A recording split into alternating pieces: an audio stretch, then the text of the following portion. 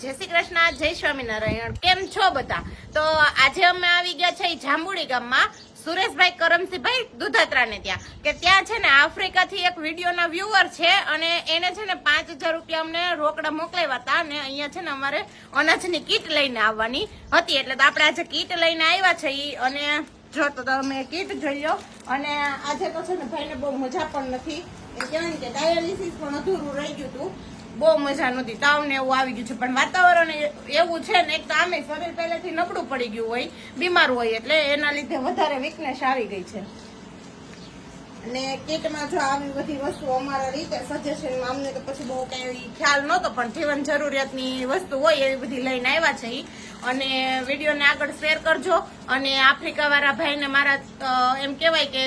દિલથી એમનો શુક્રિયા અદા કરું છું ગુજરાતીમાં કહું તો એનો ધન્યવાદ માનું છું અને ઇંગ્લિશમાં કહીએ તો એને થેન્ક યુ કેમ કે એને કોઈ પણ ગરીબને ત્યાં બેઠા બેઠા આપણા અહીંના છે ભારતના જ છે ટૂંકમાં આપણા ઇન્ડિયાના જ છે પણ આફ્રિકામાં અત્યારે એ રહે છે ને ત્યાં એના ટૂંકમાં સારું એવું પેલા એ ભાઈને મેં એમ કીધું કે તમે ગરીબની મદદ કરીને એટલા માટે થેન્ક યુ કે મારા ઉપર વિશ્વાસ કર્યો અને તમે એમને મદદ કરી તો એ ભાઈએ મને રિપ્લાય એવો આપ્યો કે એક દિવસના સમયે હું પણ ગરીબ જ હતો એ કે પછી મને ભગવાને આપ્યું તો આજે કે હું બીજા દુઃખી લોકોને આપું છું જેથી કરીને એ લોકોનો પરિવાર આગળ આવી શકે તો તમારે કોઈને પણ ફૂલ નહીં તો ફૂલની પાખડી જો દાન કરવું હોય તો QR કોડ તમને આપી દઉં છું વિડીયોમાં પાછળ એમાં તમે દાન કરી શકો છો કે જો કોઈ પાસે અઢળક મિલકત હોય ને દાન કરવું હોય તો જેથી કરીને એક દુઃખી પરિવારને આપણે મદદ કરી શકીએ બને એટલી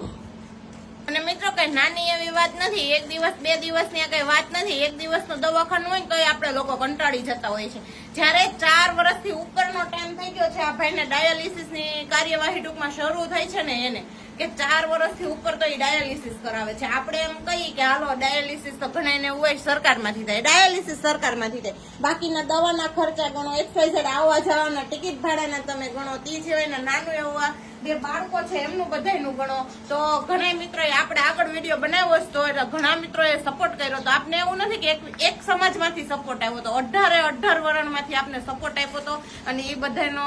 પણ હું આભાર માનું છું જે લોકોએ વિડીયો શેર કર્યો હતો ને એ લોકોએ આંગળી ચિંતાનું પૂર્ણ કર્યું હતું કેમ કે આફ્રિકા વિડીયો શેર દ્વારા જ પૂગ્યો હતો અને એના લીધે જ આજે દાન આવી શક્યું છે ત્યાંથી અને તમને કેવી સહાય મળી છે? અમને બહુ સારી સહાય મળી બધાએ બહુ સારી સહાય કરી છે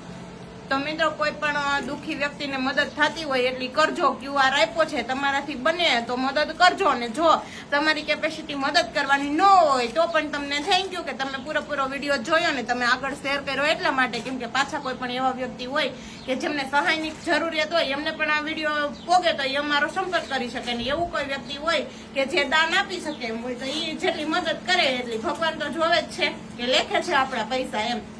અને મંદિરમાં ને એ જગ્યાએ કોઈ જગ્યાએ દાનની ભગવાનને જરૂર હોતી નથી મારા મંતવ્ય પ્રમાણે કેમ કે ભગવાન તો એક આમ કહેવાય ને કે ભગવાન તો છે ને કે અદ્રશ્ય શક્તિથી તમારું કામ કરતા હોય છે ને મંદિરમાં આપણે જઈને હું ના નથી પાડતી પણ લોકો અત્યારે જે ધનવાન છે ને લાખો રૂપિયા મંદિરમાં દાન કરતા હોય છે એ લાખો રૂપિયા તમે મંદિરમાં દાન કરો તો ભગવાનને કોઈ સુખ સુવિધાની જરૂર છે જ નહીં કેમ કે એક તો એક એવી અદ્રશ્ય શક્તિ છે કે જેને કોઈ દાનની જરૂર નથી પણ જે આવા દુઃખી પરિવાર હોય એને આપો તો ભગવાન તમને 2 ગણું કરીને રિટર્ન આપશે તો વિડીયો ગમ્યો હોય તો શેર કરજો।